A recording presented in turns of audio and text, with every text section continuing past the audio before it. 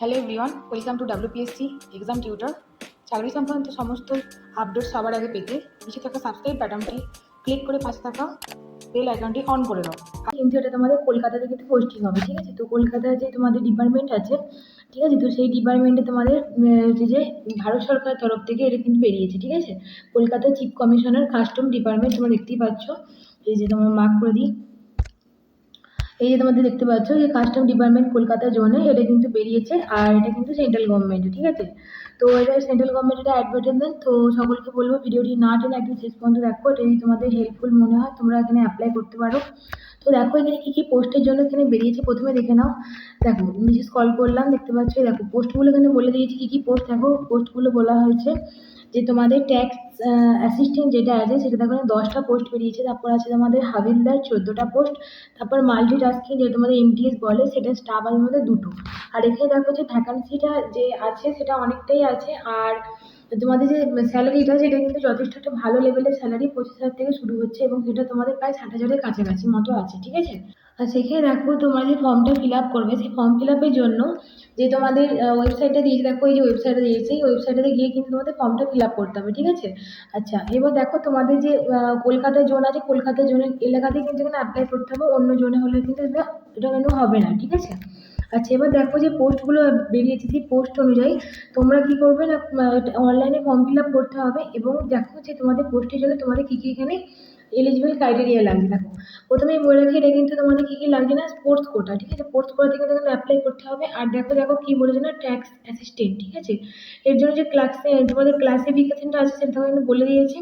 আচ্ছা, এরপর দেখো স্যালারিটা, দেখো প্রথমে বলেছিলাম স্যালারিটা যথেষ্ট ভালো লেভেল আছে। আবার দেখো 10টা এখানে পোস্ট আছে এবং দেখো যে এই যে এলিজিবল ক্রাইটেরিয়া, এডুকেশন কোয়ালিফিকেশন কি বলেছে না, তোমাদের যে কোনো এতে মানে যে কোনো এতে তোমাদের ডিগ্রি থাকলেই হবে, এটা গ্র্যাজুয়েশন ডিগ্রি থাকতে হবে, ঠিক আছে? এবং দেখো যে তোমাদের কি বলেছে না, তোমাদের যে তোমাদের খেলার যে তোমাদের কি থাকে না, খেলার জন্য যে তোমাদের যে কোয়ালিফিকেশনগুলো থাকে সেগুলো কিন্তু তোমাদের স্যাটিসফাই কিনা হতে হবে, ঠিক আছে? আর এখানে এজ কোয়ালিটি দেখো, এজ বলেছে কিন্তু তোমাদের 18 থেকে 27 বছরের মধ্যে হতে হবে, ঠিক আছে?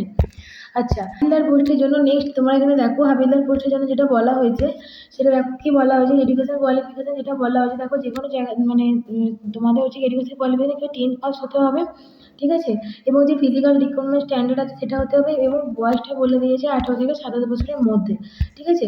তো মেয়েদের জন্য কি আছে, ছেলেদের জন্য যে ফিজিক্যাল স্ট্যান্ডার্ড আছে সেটা দেখো তোমাদের হাইট কত হতে হবে, ছেলেদের জন্য 157.5, ঠিক আছে? চেস্ট তোমাদের 81 সেন্টিমিটার, আর মেয়েদের জন্য 152 সেন্টিমিটার হাইট হতে হবে এবং তোমাদের ওয়েট হতে হবে কিন্তু মিনিমাম 48 কেজি, ঠিক আছে? এই হলো ফিজিক্যাল স্ট্যান্ডার্ড। এবং দেখো ওয়াকিং হতে হবে, ওয়াকিং হাঁটতে হবে এবং ফিমেলদের জন্য ওয়াকিং আছে কত না 1 কিলোমিটার ইন 20 মিনিট, ঠিক আছে? আচ্ছা, এরপর দেখো এরপর তোমাদের কি বলেছে না, মাল্টিটাস্কিং যেটা আছে, মাল্টিটাস্কিং এর জন্য দেখো কি বলা হয়েছে। মাল্টিটাস্কিং এর জন্য তোমাদের এডুকেশন কোয়ালিফিকেশন চেয়েছে ম্যাট্রিকুলেশন, ঠিক আছে? ম্যাট্রিকুলেশন চেয়েছে এবং বয়স বলেছে 18 থেকে 25 বছরের মধ্যে হতে হবে, ঠিক আছে? এখানে কিন্তু বয়সটা অনেকটাই কম দিয়েছে আর এখানে তোমাদের পোস্টটা অনেকটা কম, 2টো আছে, ঠিক আছে? তো এই ছিল। এবার দেখো তোমাদের কি কি পোস্টের জন্য বেরিয়েছে। দেখো প্রথমেই বলা আছে তোমাদের কিন্তু এটা স্পোর্টস কোটা, আমি প্রথমেই বলেছিলাম এটা কিন্তু পোস্ট কোটাদের জন্য অ্যাপ্লাই করা হচ্ছে। আচ্ছা, কি কি পোস্টের জন্য এটা দেখো সেটা তোমরা দেখে নাও। তোমাদের আর্কিটেরি, ঠিক আছে? তারপর প্যাটা, তারপর তোমার ব্যাডমিন্টন, বাস্কেটবল, বডি বিল্ডিং, তারপরে ব্রিজ, চেস, সাইকেলিং, তোমার ডিপ স্পোর্টিং, ফেন্সিং, তারপর গলফ, ঠিক আছে? তো এইগুলো স্পোর্টস আছে, আমি এগুলো বলছি না, এগুলো দেখো পোলো, টেনিস, সুইমিং, ঠিক আছে? শুটিং এগুলো আছে, ভলিবল এগুলো আছে। তো এগুলো নিয়ে তোমরা স্পোর্টস করাতে তোমাদের যে সার্টিফিকেট থাকে সার্টিফিকেট কিন্তু তোমাদের থাকতে হবে, ঠিক আছে? এটা কিন্তু বলেই দিয়েছে, সার্টিফিকেট থাকলে তবেই কিন্তু তোমরা এখানে অ্যাপ্লাই করতে পারবে। আচ্ছা, এবার দেখো যেটা আমি নিচে স্ক্রল করে দিচ্ছি, এখানে অনেক কিছু বলেছে, এত কিছু তোমাদের অতটা বেশি ইম্পর্টেন্স নয়, যেগুলো ইম্পর্টেন্স সেটা আমি বলে দিচ্ছি। আচ্ছা, তোমাদের এখানে কীভাবে দেখো তোমাদের কি বলা আছে যে লাস্ট 3 বছরে কিন্তু ওরা তোমাদের এলিজিবল ক্রাইটেরিয়াটা দেখবে, ঠিক আছে? লাস্ট 3 মানে 2022, 2023, 2024, ঠিক আছে? এলিজিবল ক্রাইটেরিয়াটা দেখবে, সেই হিসেবে তোমাদের কিন্তু এখানে যোগ্যতাটা যাচাই করা হবে। এবং দেখো কী কী সার্টিফিকেট লাগবে, দেখো যেটা বলা হয়েছে যে ইন্টারন্যাশনাল মানে কম্পিটিশন যদি তাদের কেউ অ্যাপ্লাই করতে সেটা থাকবে, এবার ন্যাশনাল, ঠিক আছে, 2 নম্বর, তারপরে ন্যাশনাল ইউনিভার্সিটিতে টুর্নামেন্ট 2 নম্বর, তারপর ন্যাশনাল স্পোর্টসে 4 নম্বর, খেলো ইন্ডিয়া থাকলে সেখানে 5 নাম্বার, এই হিসাবে তোমাদের কিন্তু সার্টিফিকেটটা থাকতে হবে। এই হিসাবে তোমাদের যে মানে সার্টিফিকেটগুলো সব তোমাদের ভ্যারি করবে, ঠিক আছে?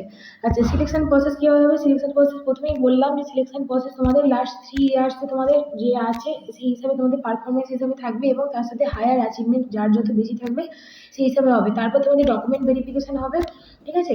তারপর লাস্টে তোমাদের যেটা জয়েনিংটা হবে, এইভাবে তোমাদের হবে। আশা করি বোঝাতে পেরেছি। আচ্ছা, যারা যারা শর্ট লিস্টেড হবে তাদের এখানে কী হবে, স্কিল টেস্ট হবে আলাদাভাবে। তাদের এখানে আবার কিন্তু তোমাদের স্কিল টেস্ট হবে, ঠিক আছে? ফাইনাল সিলেকশন কিন্তু তোমাদের মেরিট লিস্ট অনুযায়ী কিন্তু এখানে হবে, ঠিক আছে? আশা করি বোঝাতে পেরেছি। ওকে। আচ্ছা, এরপর দেখো কি বলা আছে, যে নিচের দিকে যাচ্ছি। আচ্ছা, এবার দেখো তোমাদের ট্রাভেলিং অ্যালাউন্স দিয়ে দেবে। অ্যাপ্লিকেশন তোমরা এখানে করে দেবে যারা যারা ইন্টারেস্ট আছো, ঠিক আছে? তো এই ছিল। এবার দেখো কিছু ফর্ম 1, ফর্ম 2, ফর্ম 3 এগুলো দিয়ে দিয়েছে, তোমরা এগুলো প্রিন্ট করে তোমরা ফিল আপ করবে।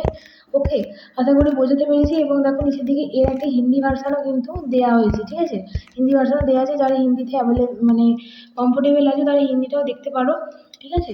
তো এই ছিল ডিটেলস। যারা যারা এখানে ইন্টারেস্ট আছো তারা অবশ্যই ফর্মটা ফিল আপ করে তোমরা জমা দিতে পারো। এটা কিন্তু স্পোর্টস কোটা, সকলকে বলে রাখছি, এটা কিন্তু মাথায় রেখো। যাদের সার্টিফিকেট আছে তারা এখানে অ্যাপ্লাই করতে শুধুমাত্র পারবে, ঠিক আছে? আচ্ছা, তো ভিডিওটা যদি ইনফরমেটিভ মনে হয় সকলের সাথে শেয়ার করো, আর বেশি বেশি করে সাবস্ক্রাইব করে দাও, আর পাশে দেখো, আর ভালো করে পড়াশোনা করো। Tata, by.